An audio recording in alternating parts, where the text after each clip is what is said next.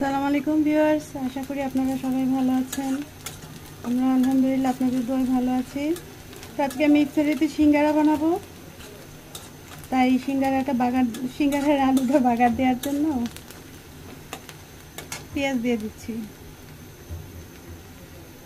তো এই তো সাথেই থাকেন, আমার প্রিয় অপর ভাইয়েরা শেয়ার করছি আপনাদের সাথে।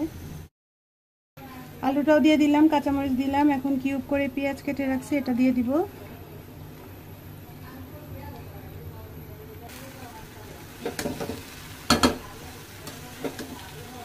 একটু পুদিনা পাতা দিয়ে দিই, কতটুকু পুদিনা পাতা দিয়ে দিচ্ছি।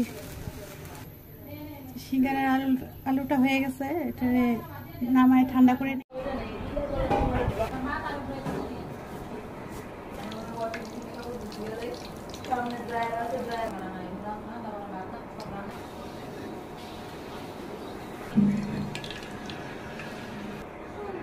আমি কি করি